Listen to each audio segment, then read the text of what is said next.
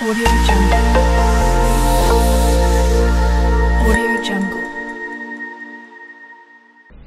Hai, apa kabar? Kembali lagi bersama saya Eko Sugiharto dari Teknik Pemesinan SMK Bina Tunas Bakti Juwana. Kita berada di podcast SMK BTB Juwana. Salam BTB, bener, pinter, keker, bisa. Bagi Anda yang baru pertama kali menonton podcast BTB, selamat datang dan selamat menikmati podcast BTB. Podcast SMK BTB Juwana ini adalah podcast di mana segala hal tentang pendidikan, bisnis ataupun isu-isu terkini atau bahkan tentang alumni, tracer studi dan sebagainya kita akan bahas.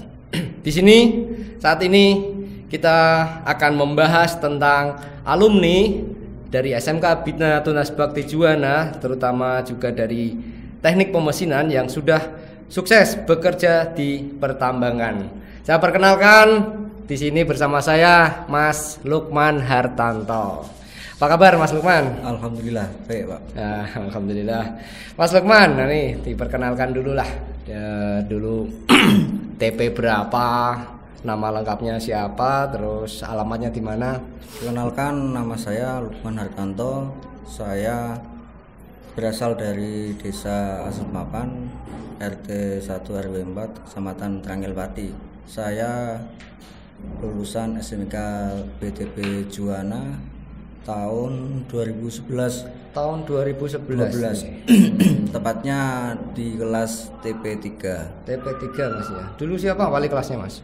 Dulu wali kelas saya itu Pak Susanto. Pak Susanto ya. Alhamdulillah tadi sudah ketemu dengan Pak Susanto ya. Alhamdulillah.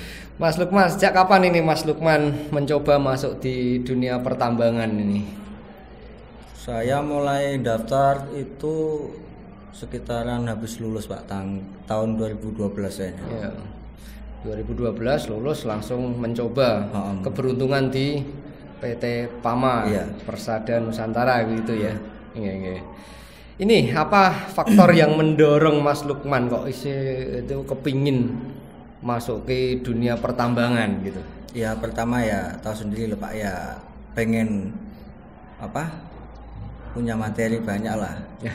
Kemudian dari sisi keluarga kemungkinan ya di keluarga itu disepelein lah, dipandang sebelah mata. Namanya juga orang nggak mampu Orang lah. bermasyarakat Iya. ya.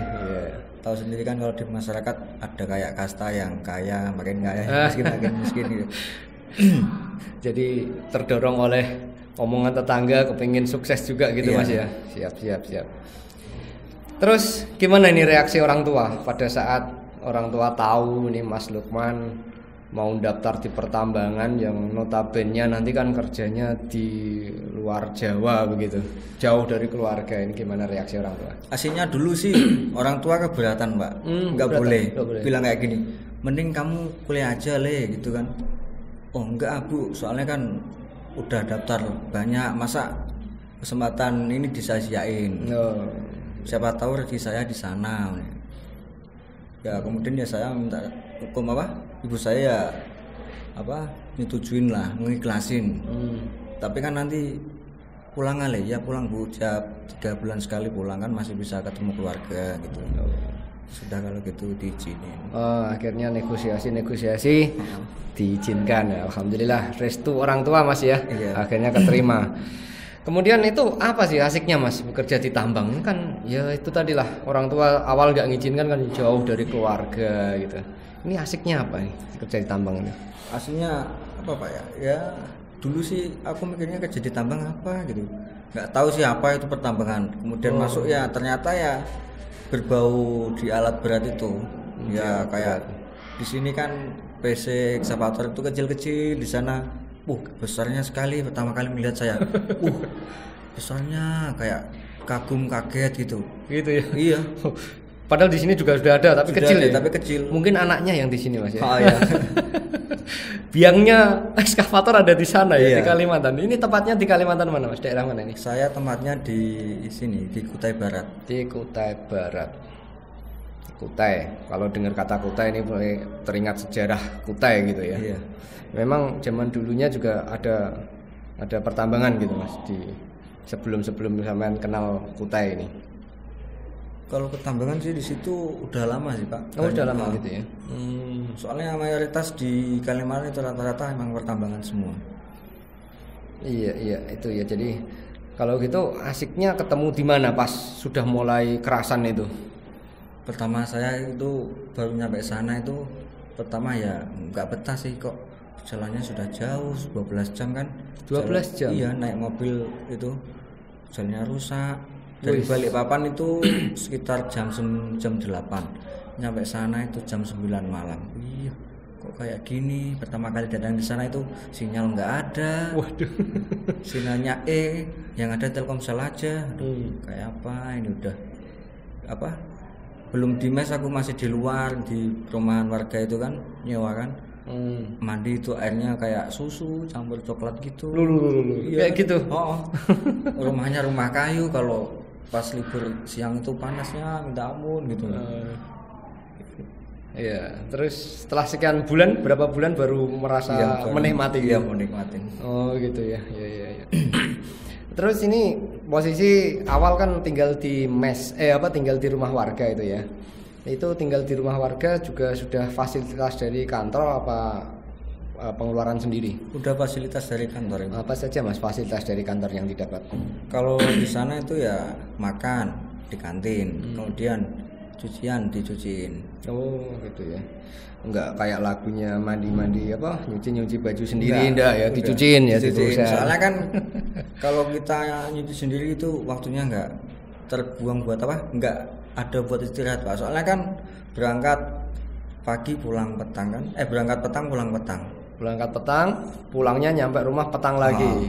Oh, ini posisi berarti mes, pengertiannya mes itu masih juga belum di lokasi pabrik gitu Mas? Belum, masih di perkampungan. Jadi jarak antara mes sama perusahaan kerjaan itu sekitar 1 jaman. 1 jam perjalanan lagi. Oke. Tapi jalannya sudah bagus ya, aspal gitu. Iya udah bagus aspal. Cuma kalau masuk tambang ya itu tanah biasa sih. Oke, Mas Lukman ini posisi di pertambangan sudah sebagai apa ini? Saya di sana ini sebagai departemen plan, posisinya sebagai mekanik. Di departemen plan, posisi sebagai mekanik. Iya. Mekanik ini berarti relevan ya dengan jurusan teknik pemesinan kemarin yang disepelajari.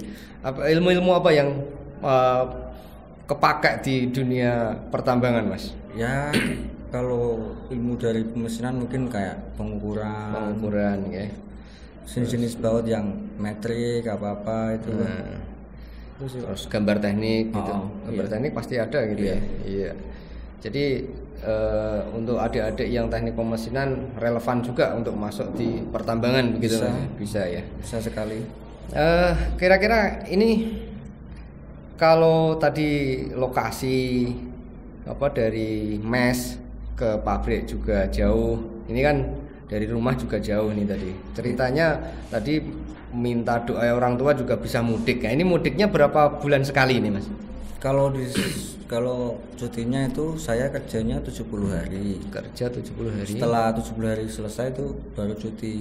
Cutinya lapangan itu 14 hari. Kemudian perjalanannya dikasih 3. 14 dan 3 ya, gitu. 17 normalnya 17 ya. Jadi 70 hari kerja, 17 hari cuti, bisa untuk cuti gitu. Pada saat cuti pulang ke kampung gitu, pulang padi Mas ya. Alhamdulillah pasti. Dan hari ini kita bisa ketemu dan bisa silaturahmi kembali ke sekolah, mengenang masa lalu. Gimana Mas perkembangan sekolah menurut Mas Lukman? Saya udah mewah banget ini. Dulu saya masih gedung yang paling pojok, belum tingkat itu dulu. Belum tingkat ya. Dekat kali kan itu. Sekarang udah luar biasa. Gimana?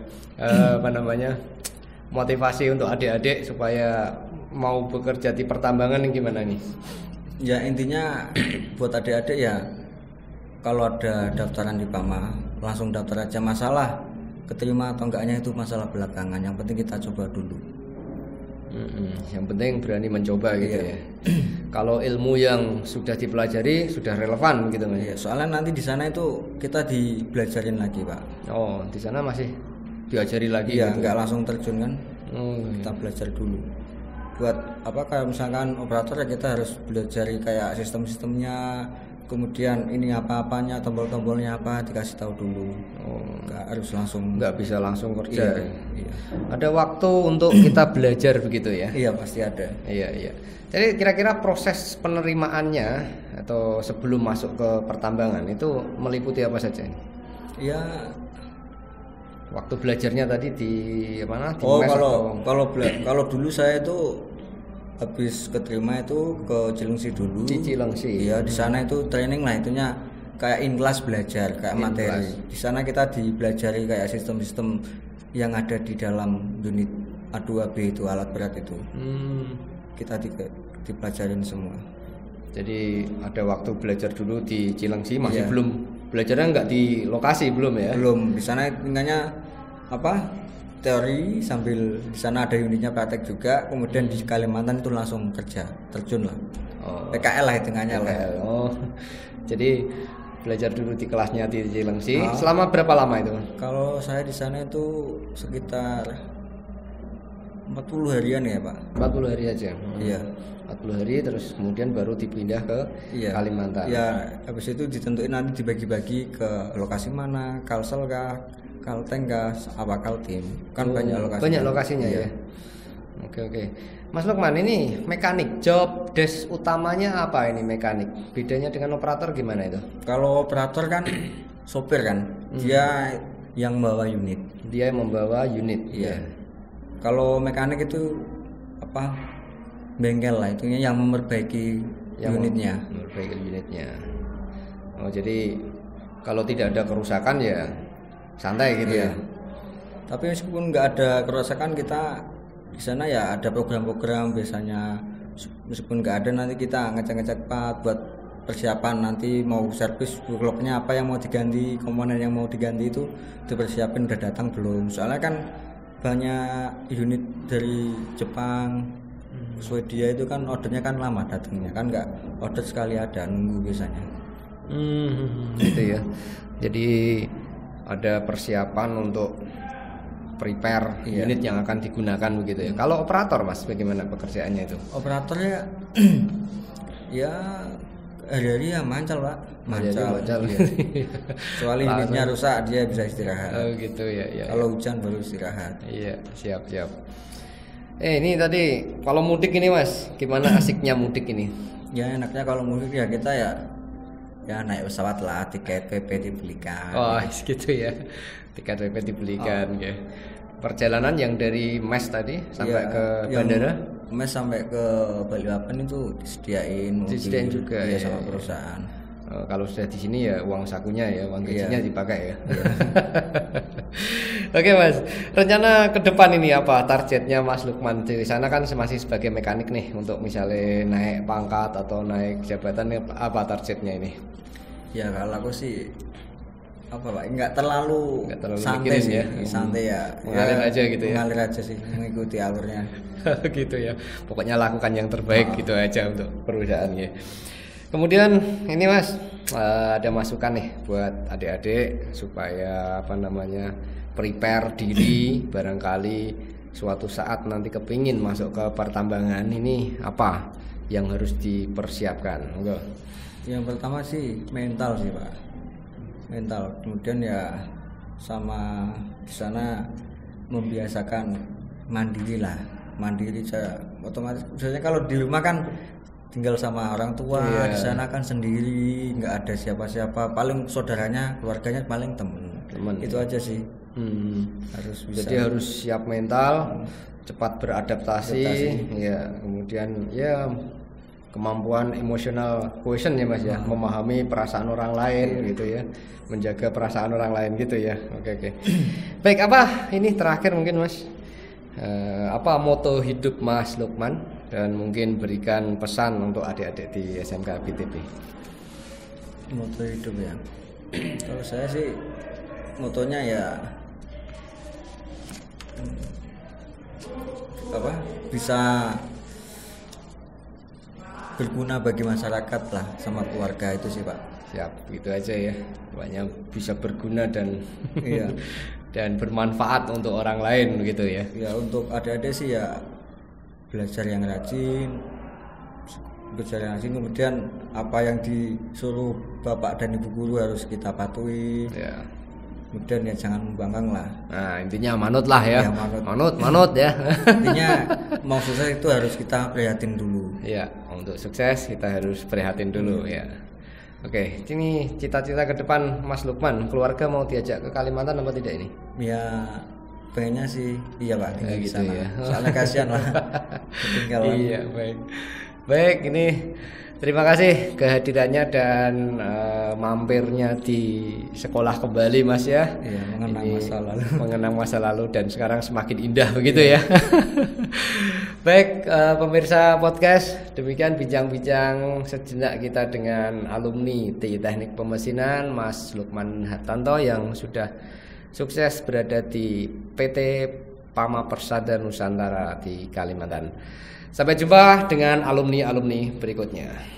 Assalamualaikum warahmatullahi wabarakatuh. Oke.